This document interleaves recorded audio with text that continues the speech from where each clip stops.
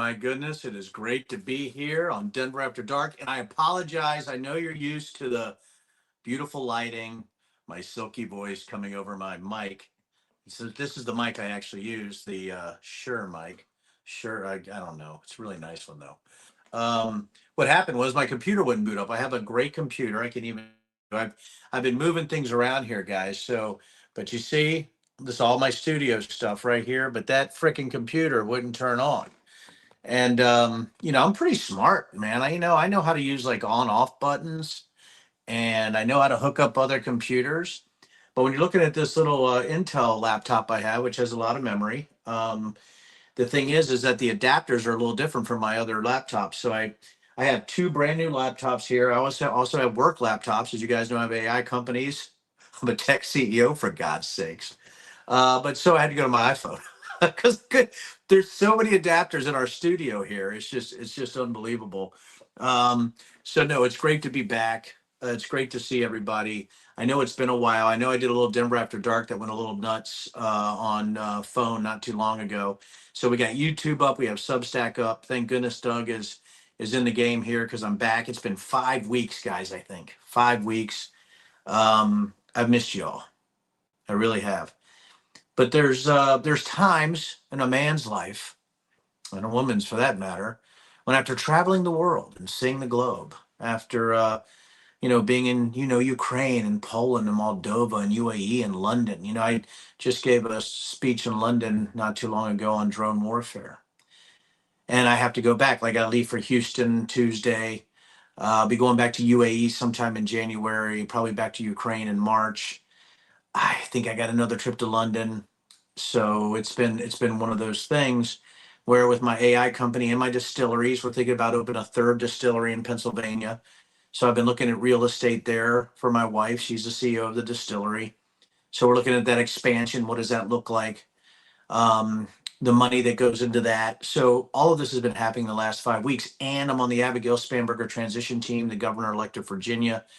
They want me to do some things, and and I've been asked to do some crazy stuff. I don't want to take away thunder there, but a lot of people are asking me to run for office, and I've been asked to run for three separate offices. So I've been sort of maneuvering through that minefield, which I'd almost rather self-immolate than run for office again. But so here we are. I don't I know the awesome loyal people are here. We'll see if everybody gets excited again and gets back on here, and I hope they do. But I want to tell a story about ESPN. Now, I know it sounds crazy. So when I did my first Bigfoot expedition in 2004, it got out that I was part of NSA. Now, you got to remember, at 34, I was 34 years old in 2004. I still had sort of brown hair. Um, I don't think my voice was that different. It might be a little bit higher. I don't know. I don't know. But 2004, it was the Olympic National Forest. We went to the Hoh Rainforest. I stayed at the Kalaloch Lodge. Um, had an incredible time. Ian goes, everybody knows that's where I got, I know 5 weeks it is. Tell us the story about your travels. I am. I'll tell you a story. I'm going to tell you some stories. It's good to be back. So here I was, 2004, I'm in the Hoh Rainforest, and that it got out I was part of National Security Agency. Ho ho. So everybody thought I was spying on them. They thought I was part of a secret op to expose them. And then I was there to track them to make sure they couldn't find Bigfoot. Now, when you talk about layers of conspiracy theories and Dunning-Kruger effect, which is really, and by the way, Dunning-Kruger has two parts to it. It's those who are very ignorant who think they're a lot smarter, and those who are very smart don't think they're as smart, and they can be a little meek in their opinions. So go look up the Dunning-Kruger effect, which I think Congress is actually the exemplar of the Dunning-Kruger effect. I'm going to get into that. So what happened was one of the people on the expedition uh, was a very rich individual, but he was also friends with an outdoor writer named Don Barone from ESPN Outdoors. So I get a call. I'm going to this 2005 expedition in West Virginia, right near the Monongahela National Forest on I think the Greenbrier River, and I know West Virginia pretty well. So this ESPN reporter calls me and says, "Hey, I want to go on this West Virginia expedition." So we go on this West Virginia expedition. It's crazy, right? It's, if anybody read Bigfoot is Complicated, Spinner was my buddy, Michigan State cop there. We mimicked Bigfoot noises. We made people get crazy, and we scared a bunch of New York hunters by throwing a rock in the woods. We said that Bigfoot liked to throw rocks at people. Yeah, I know. I was very mature at the age of 35. So anyhow, by 2006, Don Barone and I got together and said, let's do our own expedition and invite some of these folks, right? So we invited like the Bigfoot Whisperer. She was a person who thought that if you sung nursery rhymes in the woods, it would attract Bigfoots, mostly male. She thought that females were the ones that actually attracted Bigfoots more than males. I think that was a little sexist, but I think, what she thought was, certain times in a woman's life that Bigfoots would be more attracted to them. And I don't want to go about the monthly thing where she had this theory. So I went ahead and invited those individuals, her boyfriend. But we also invited another group of people who thought that Bigfoot might have been interdimensional. Hey, you need to read my book, guys. And listen, you don't have to buy it. You know what I'm going to do one day? We're going to do a show. I was thinking about getting a Paramount Theater, and I'll invite everybody, and I'll just give out Bigfoot books, and we'll have a great time. So we did this Adirondacks trip, and we're staying at this hotel. And we get this phone call. We gave our number out to a bunch of Bigfoot enthusiasts so they could call us if they had any Bigfoot sightings. And we rent this big house, and and I had these suggestions about the fact that you can bake Bigfoot. I think we should all wear bacon necklaces. So I go out and buy bacon, and I have topo maps, right? I have jogs, JOGs 1 to 250,000, right? I used to be a mission planner in the Air Force, so we look at all the places. We go around and talk to people and say, "Where did you see Bigfoot?" So one evening, we're at this hotel, and we get a phone call like, "Hey, there's this guy in a white van coming to see you." I swear, guys, listen, I don't exaggerate. I'm not Marjorie Taylor Greene. I am not Marjorie Taylor Greene. But so what I want to tell you guys though is that, and by the way, you guys probably tell where I'm going with this. This guy said he needed to meet with us because he had multiple pictures of multiple Bigfoots. Are you guys absorbing what I'm telling you right now? Of course, Don Barone and I are absolutely enthralled with this. We're like, oh my God, this guy's multiple pictures of Bigfoots. Oh, we got to see this. So anyhow, this guy drives up, he comes up, knocks on the door. We go out there, and this is this guy with a big beard. He comes out to the van, he opens the van door, and there's like 3 hippie girls in this van. I, I mean, this is too screwed up to be made up, everybody. So anyway, so these girls are in the van, but he said, I have all these pictures. So he brings out these pictures, and he has multiple pictures of what he said are Bigfoots in smoke. He called them smokefoots. So we're looking at these smokefoots and looking at all these pictures and stuff, and I'm thinking, this is pretty interesting. He goes, we need to go out in the woods. Now, me and Don were a little bit worried about that, but we got into the woods with this guy, right? So we're creeping through the woods, right? Looking for these smokefoots, and he's blowing smoke into the air and saying, if you take a picture when you blow cigar smoke or cigarette smoke, he had a smoke machine, it shows the interdimensional portals of where Bigfoot actually emerges because the smoke breaks down the interdimensional portals where Bigfoot sneaks through, the little portals. Now, this is hard to believe, for me, but they break apart these little portals, and here we go. So he's showing us all these pictures, and I'm like, well, where do you live? Like, where are these pictures taken? There's one like in the back of my house in the woods, and wherever I'm at. I said, well, where's your house? This is my van. Oh, he lived in his van. This is literally again. He's living in a van down by the river, right? And he's taking pictures of whatever woods he's in, and he's looking at these dimensional Bigfoots coming through the portals. Now, it's like looking at clouds, or Jesus in a grilled cheese, or Jesus in wood paneling, or aliens in the sky, or a cloud that looks like a zeta reticulum. You could see anything in the smoke. So I asked him. I said, "Well, you see it's a Bigfoot." I said, "I see a dragon." The issue that you have with people, right, is first of all this exaggeration complex, but also this inability to even see beyond their own conspiratorial myth making. So, and that's a crazy thing to me. Um, and when we're talking about this conspiratorial myth making, and when I asked him, I said, "Well, could it be other things?" He goes, "That's not what research shows you. It's absolutely impossible to be something else. I mean, these are Bigfoots coming out of the smoke. I mean, you can see the Bigfoot coming out of the smoke. Can't you see it, Den?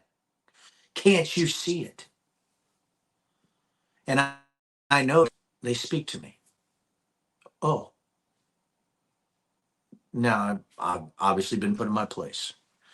So not only do these Bigfoots come through these smoke-induced vapors, and I know what everybody's thinking out there because I know you're thinking Mary Jane, and I think you're right. I think there was a lot of marijuana use or things laced in it when he's blowing the smoke up into the woods.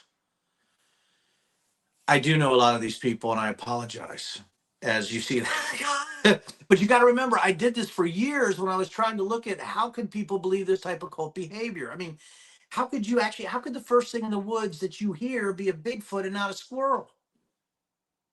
I got so many stories to tell you guys around a campfire, drinking whiskey, roasting marshmallows, roasting wieners, right?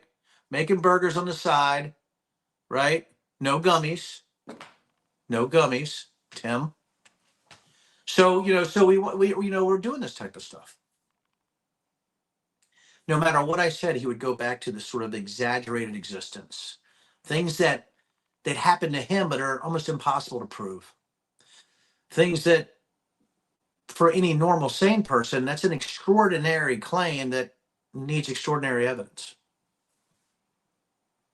So I'm watching 60 Minutes and I'm watching Marjorie Taylor Greene, and I'm like, oh my goodness, right? I'm actually watching the Smokefoot guy. Now you're saying, Tim, this is pretty brutal. I mean, you're actually making this comparison between Marjorie Taylor Greene sitting with Leslie Stahl on 60 Minutes and a guy who lived in a van with three other hippies who would blow pot smoke or cigarette smoke or cigar smoke or a smoke machine into the woods and take pictures of Bigfoots coming through portals. Same people. It's the same people. The same people that stormed the Capitol on January 6th are the same people who are believers in interdimensional Bigfoots or Smokefoots. Same people. You're like, God, that's harsh, Dad. We don't know if there was actually a siege on the United States Capitol because they thought Smokefoots were actually interdimensionally appearing in the Chamber of Congress. I understand. But once you believe in one, you believe in another. But you also have this exaggerated posture, almost this ability to, for your ignorance, this critical ignorance, to create arrogance on a level that's very hard to get your arms around. And when I'm watching Marjorie Taylor Greene with Leslie Stahl, I was reminded of the bearded guy in the white van and his three hippie girlfriends. And the fact that they had the actual, think about this, the hubris, the presumptuous nature that ESPN Outdoors with Denver Riggleman from NSA is somebody they should go talk about with Polaroids that they had of Bigfoots coming out of smoke. Marjorie Taylor Greene is the Polaroid taken Bigfoot smoke catcher. And I want to give you an example of why Dunning-Kruger, I think, is now an STD. I've been thinking about this, right? Dunning-Kruger effect. We've talked about it. I honestly believe now it's probably passed by bodily fluids. It probably mutated with Mar-a-Lago as ground zero. I think ignorance has somehow become an STD. Or it's become some kind of airborne disease that's only in certain types of environments. And I know I'm sort of saying this well, obviously I'm saying it tongue in cheek. I don't know if stupidity is passed through bodily fluids. I guess it could be. I mean, there's some STDs that cause brain damage, obviously. Syphilis, gonorrhea. So hey, when Leslie Stahl challenged her about her pushing that toxicity out into the environment, and she was talking about death threats that she was getting, and that's what I'm getting to. And she said, "Well, you're just as culpable," talking back to the media. Yeah, that's not true. That's the "you're the rubber, I'm the glue" argument. Now, this is an elected official. not media. And this is somebody who wished for Pelosi's death, somebody who was the instigator for death threats on people like me. And by the way, we have CBS, that's now a Barry Weiss production, which you might as well just call it Fox Light or Fox Heavy. You have this incredible thing happening where CBS is platforming more and more people that actually are enveloped in Dunning-Kruger, that some of the dumbest people on the planet. And not only are they conspiratorial minded, but now they're all of a sudden seeing the light because she's out of the box now. She's gone. She's on the outs and she's looking for a new grift. And that grift is what she thinks is pretending to be sane somehow, but she can't get away from the exaggerated effects of Dunning-Kruger and conspiratorial minded credulity. Why? Because she's talking about all the death threats she's getting, and she called Trump about a death threat she got. Every congressional member gets death threats, Republican and Democrat. Just so happened, I got thousands of them after I did the QAnon. If you guys remember this, back in 2020, the QAnon resolution with Tom Malinowski out of New Jersey. Tom Malinowski was told he was a pedophile. I was told I was going to be hanged for being a traitor. Thousands of death threats. And you don't see me out here bemoaning. It scared me. I've never seen so much cowardice, but it's just this exaggerated look at her life, like somehow she's a victim of something awful that Donald Trump did because she was somehow the Epstein files, right? She came out and these poor girls. This is the same person who's a QAnon junkie. Well, I got angry. Why am I angry? Anger, it almost gets to a point when you have Leslie Stahl like going back and forth like, well, it was you. No, it was you. No, it was you. Now you say, listen, this is the year of the rubber, I'm the glue. You're an elected official, and you said January 6th was stolen. And the night of January 5th, you're doing a video. It was actually your stochastic terrorism, your radicalizing comments that was part of the whole envelope of stupid that sieged the Capitol on January 6th. It was your stupidity, your brain dead ridiculousness. That's what a reporter needs to say. If people can't intellectually punch somebody in the throat, if you're not going to do that, you don't need to be on camera. And yeah, you want access. You want to be able to go in their house. But that's BS. And then you have the Dunning-Kruger acolytes and the bots and foreign misinformation and foreign disinformation coming out and supporting Marjorie Taylor Greene's take against Leslie Stahl. Yeah, you see, the media was just as they were just as complicit. Not true. You have Marjorie Taylor Greene of the world. You have the Benny Johnsons of the world. You have the Kristi Noems of the world. You have the Lauren Boeberts of the world. You have the Nancy Masons of the world. You have the Joe Rogans of the world. All these individuals who cannot parse between what's real and what's fake, or they're just being cynical grifters, or a combination thereof. There is no other explanation. And when you see somebody exaggerate their threat level based on the very things that they did, and then you see a reporter not able to react to that, I absolutely, my mind explodes because there's a simple explanation. There's a simple way to attack these individuals. And it's simply this. You're complicit. You might think that I'm part of the issue, but you provably were. And the first thing I would say is, you said January 6th was stolen. Where was I part of the problem with the spread of disinformation and death threats? Go. Can't answer it. She would stumble, bumble her way around because it gets in the way.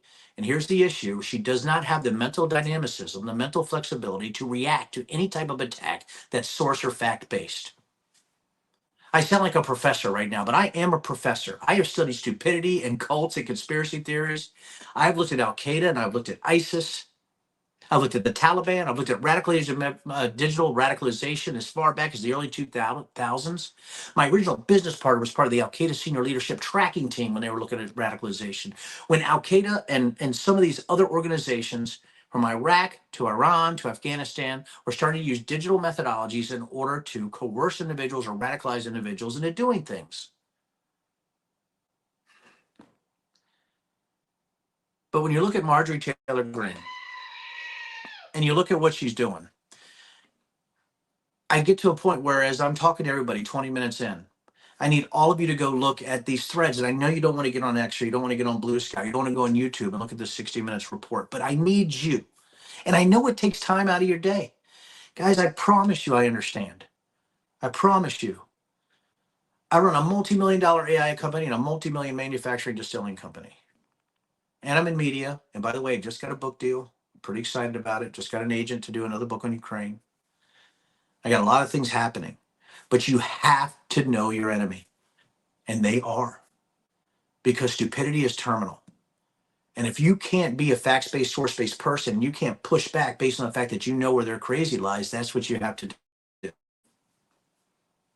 I love the comments popping up. Oh, AI. Let me tell you. I'm going to talk about AI here soon. We'll do a Denver After Dark midweek or Sunday night, and we'll go into AI, automation layers, what AGI is, where the fraud is going on, the self-licking ice cream cone. Although I saw the broligarchy, but really what it is just a grift. But we can talk about a lot of this because there's real goodness on AI, guys. There really is. But I digress.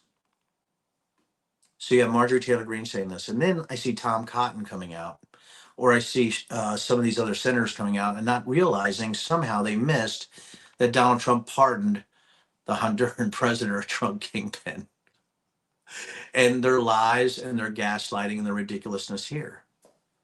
And then I want to let you guys know where that separation line is. Marjorie Taylor Greene, credulity, looking for another grift. Her stupid meter is pegged. On the other side is cynicism and cowards. They know better, but they're cowards. You know, I have the, Doug said it, we need our own soundboard. We actually do if I was on my computer and we were able to do some things. But I don't want to be an influencer like you guys are seeing. I'm having a tough time here, ladies and gentlemen, of the facts-based population. Is that everybody seems to have these, they want to capture your attention through, they create their own networks. They monetize every single portion of what they're doing. They have their free stack and their paid stack. I like some of these people. You have big networks like Midas that, like to do a lot of good stuff. They do some facts-based stuff, but a lot of hyperbole, right? You got to have thumbnails, where it's like, Trump killed by aliens. And so when I'm out here talking to you folks, and I know it's a very specific thing I usually do with a story that sort of blends into what we're seeing. And that story usually coming from cult behavior, right? Which is you can sort of define the whole far right that way, which just is mind-boggling to me. Is that what do you want? I don't want to monetize anything. I'm going to be running for office again, probably. I could be in Abigail Spanberger's cabinet while I'm running companies. I got to sign a million legal documents. I mean, do I really want to serve again, or do I want to self-immolate? But when I see something like Marjorie Taylor Greene there, my anger gets up, right? The hackles rise up on my back, right? Like, because I can't stand the fact that we're stuck with these type of individuals. I can't stand the fact that you're stuck with these type of individuals. And is it enough to have this hate and discontent about the people who choose, the narcissists and the sociopaths who choose to run? Am I the guy who says I can only run because I hate that they're sociopaths and narcissists that want to run? And why me? Why do I think I'm the guy to take on all these folks? Why did I run for Congress in the first place? Well, I was very upset about government overreach, but I was also upset about lobbying and money in politics and how it was destroying small businesses, regulatory overreach, especially here in Virginia. I was also angry that a big energy company could go in anybody's field without their permission and say, we're just going to run a pipeline through here. And the fact that it was intimidating rather than compromising or rather than team building. And I might have been okay with a pipeline, but if other people don't, they need to have a way to do this. And you have to be honest and transparent about why the company is doing what they're doing. When you found out it was a little bit nutty, I went against it. But those are one to one to one. Those are separate instances. There could be a pipeline in the future I might support based on the fact that it's done with transparency and with people support. Hell, we could talk about eminent domain all day long too. I've had that ride. I'm for it in instances and against it in some instances. But when I see Marjorie Taylor Greene, or I see some of these people and saying the things that they're saying, you know, like people here in Virginia, you know, John McGuire, right? Or when you're looking at some of the nutcases in the Freedom Caucus now, right? You still got this downflow of idiocy from the ghost stars and the bigs and all that. I know. But when I see Marjorie Taylor Greene, I get angry. So is it enough just to run on anger? Probably. I think that is the thing.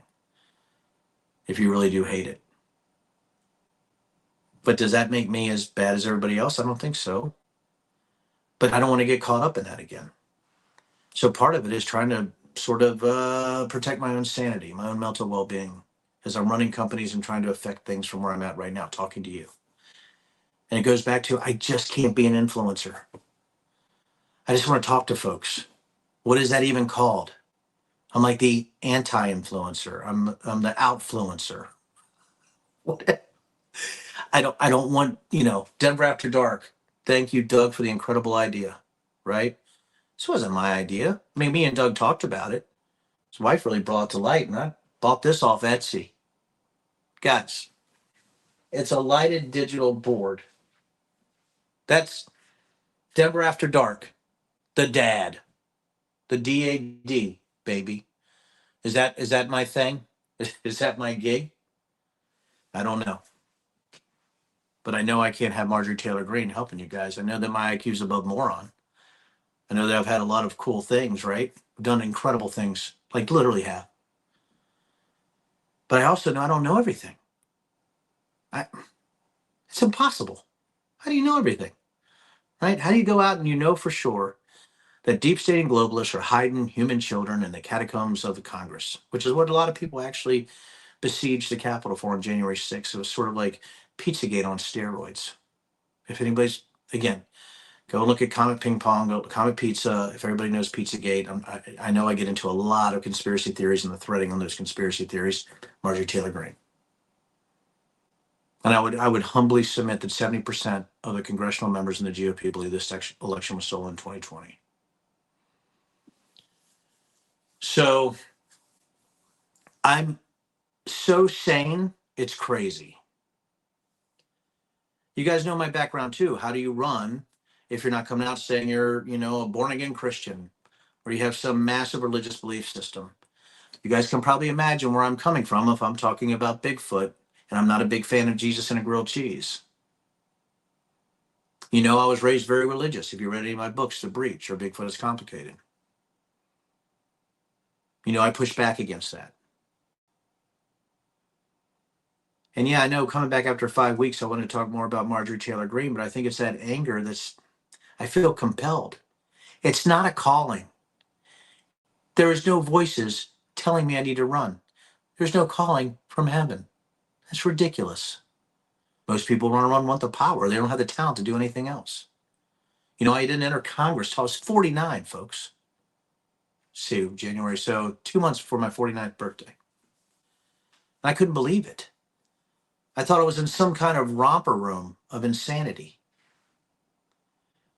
And, you know, I think I've told you guys a story. My first actual argument was against Louis Gohmert, the dumbest member of Congress, who thought there was a one world algorithm controlling and suppressing all conservative voices on the globe. That was my first meeting in Congress. Was me the only guy standing up saying that's not a thing. It's impossible mathematically. You can't have a one world algorithm. Just like there's not 7 million people that have been abducted by the Greys. That's stupid. It's so ridiculous you can't even get your arms around it. And yet we have a massive belief system that mirrors Bigfoot, that mirrors alien subsystems and interdimensional beings. And there's all a baseline of this whole supernatural thing that's happening right now. Anyhow, boy, Denver ranting. Facts-based people have to run for office. The sane have to run for office. And it can't be people like Marjorie Taylor Greene, right? And it can't be people like Paul Gosar. And it can't be like the people in Virginia. It can't be like the crazy people that maybe are running in your state. So if somebody who really hates it as much as I do, and you guys know I do, I haven't run for anything again. I don't even know if I could stomach it, but now I have to. Do I run for governor in 29 in Virginia? Do I run for Senate? They're going to redistrict here in Virginia. Do I run for one of those seats? I can't go back in Congress, guys. I just can't. The legislative body in Congress is broken and unfixable. The two-party system is two corporate systems, and they hate each other, but they're also tribal, and they also like to work together and protect each other at the same time. I know I was there. And stop with this. If anybody says uniparty to me, I'm going to hit you with a squirt gun. It's not like that. It's stupid. Don't use that word. Use uniparty. I already know you believe in other nutty things. But I will tell you that the corruption runs deep in both parties. That corruption is based on how they choose people. And it's all about money. And that's the other thing. That means I have to come out, be independent. I might have to pick a side. I'll never pick Republican, though. I can't do it. I'm just not. The Republican Party left me so far behind. I just can't do it. They're insane. Now, there's Democrats that are insane. My God, I've been talking to some lately. But I will tell you this. There's a moderate part of the Democratic Party that I might be able to fit in. And when you go back and watch Marjorie Taylor Greene, there's no part of the Democratic Party she could fit in. I don't even know if there's no part of the old Republican Party she could fit in. But she is the embodiment of a grifter that had to change their mission. And it's the same people in the Bigfoot world who would change midstream when we proved that red eyes were actually blinking radio towers. Or when they tried to prove to me that Bigfoot could see an infrared. Or that he could manipulate his outer fur so you couldn't see his micron level on an infrared picture or infrared video. Well, I said, how about hyper or multispectral imagery? Right? How about motion? Yeah, I mean, you're right about Tom Cotton, right? And I'm seeing stuff pop up here as I go. Now, I know people are really starting to come on now, and I'm almost done because I told you guys I don't want to take a lot of your time. I don't want to be those guys that have 57 guests. You might, if I interview somebody, I was thinking about interviewing my teenage nephew because he has thoughts. He has thoughts on what's happening to kids today, and some of the things he told me were incredible. They were insightful, and some we need to talk, right? Wouldn't you guys want to hear from a 15 or 16-year-old and what they're thinking about what's going on with Trump and everything like that, and how they want to vote when they turn 18? That's what I want you guys to hear. Real people. I'm not going to recycle the same people who do the other people's Substacks over and over again. I literally would rather eat my funny goat scream for stress relief thing that I've been pushing every time I see Marjorie Taylor Greene. So there you go. Or my handy dandy bullshit. Warning, bullshit alert. I'd rather do that. But there are some people who want to come on, like Scott McFarlane from CBS News. Good guy. I'd like to see him. Adam would come on, Kinzinger. I know Adam's a great guy, but he's everywhere. Nobody wants to hear Adam again. I love you, Adam. Who else? Who do you guys, what crazy thing would you want me to do? I mean, do you want me to go back in the woods and go live on a Denver After Dark from Olympic National Forest at 2:00 in the morning looking for Bigfoot with Gen 3 night vision? Do that. Want me to build a drone array? Maybe I get 10 or 11 drones with thermal to go up. Yeah, all these stupid shows do that, but I actually know how to do it. You grid it out. They have no idea what they're doing. If there's a Bigfoot out there, I'll find him. But he ain't. They don't exist. Maybe I'll put somebody in a suit out there so you guys get a kick. I just don't want anybody to get shot. Because I tell you, if I saw a real Bigfoot, woo, and he's coming at me and I'm armed, it's me or him. I'm dragging old Bigfooty out of the woods. So anyhow, Marjorie Taylor Greene. That's what you should actually think. You should scream in your head like a goat every time you see her. And you need not to fall for any type of these newsy people or any influencers or anybody saying, wow, she has more guts than everybody in the GOP. No, the people that had guts in the GOP were the ones who got attacked starting back in 2018, 2019. Probably the ones who were on the J6 committee. Maybe it's those people. Ukraine, NATO, EU, I know all of it. I mean, I don't know everything. That's Dunning-Kruger, right? If I knew everything.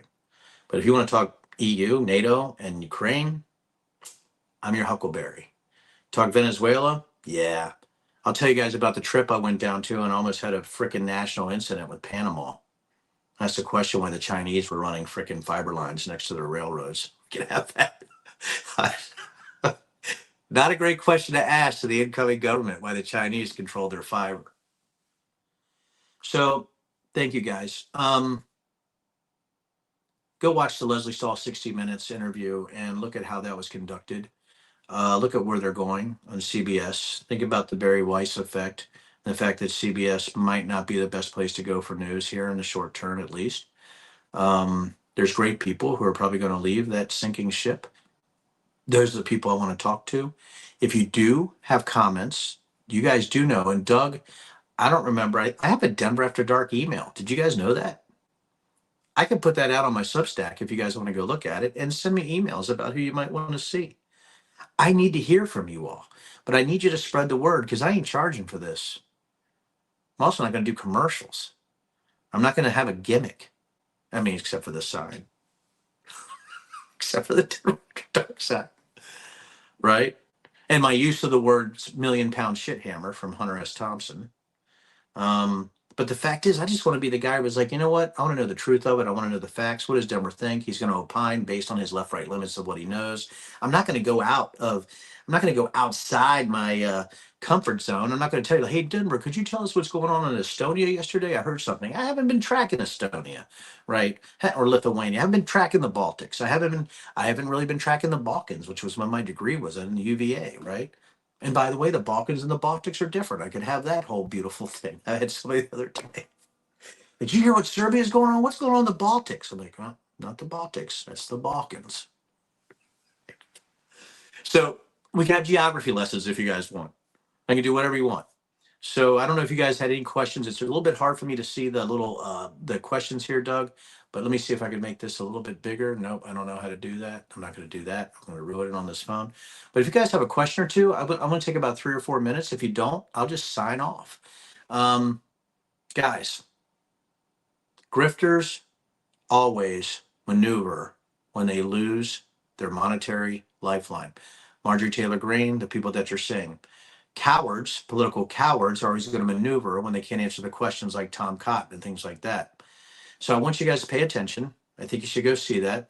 Yeah, we could do great geography. You know, guys, in intelligence school, I had to memorize all 193 countries at the time, right? With supporting municipalities when I was in Intel school back in 98, when I was 28. I aced that test. Now, don't go back and ask me to, fill in all the countries in Africa today. I'm going to tell you guys to pound sand. I can name a lot of them, but I'm old, getting old. I need what? Prevagen.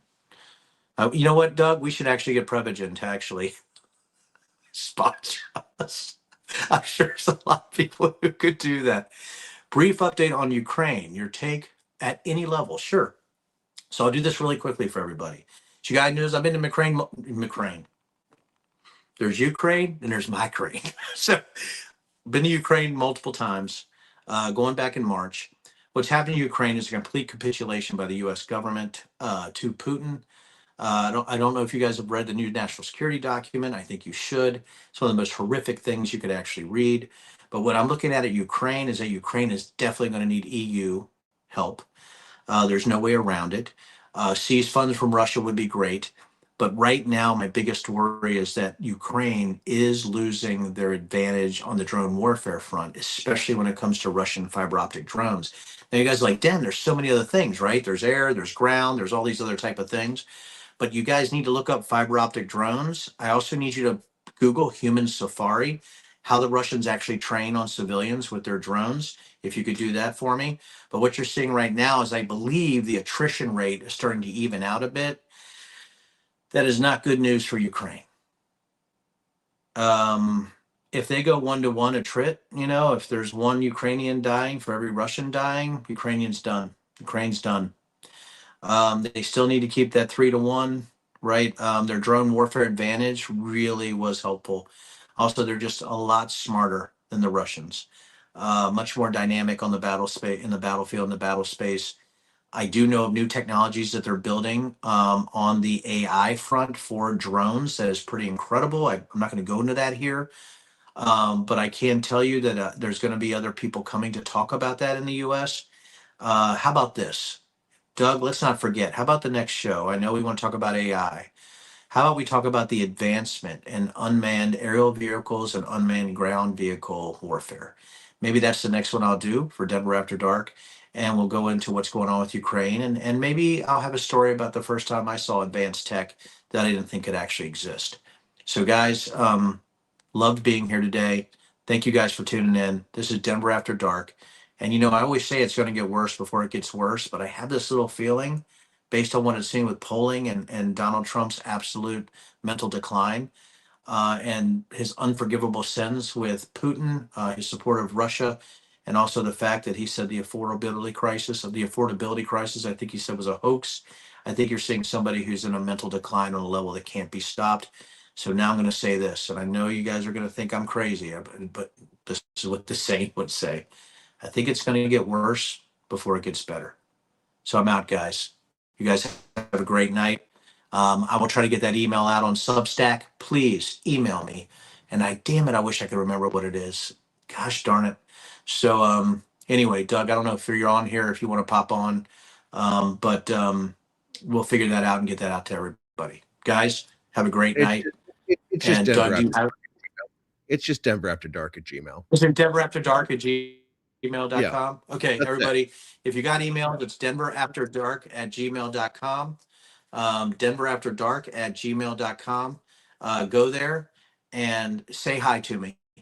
And if you have some suggestions, I'll try to get to them. Spread the word. I'm never going to charge you guys. You're always going to have access to me. I'm just Denver and Denver After Dark with a sign from Etsy. Love you guys. See you later.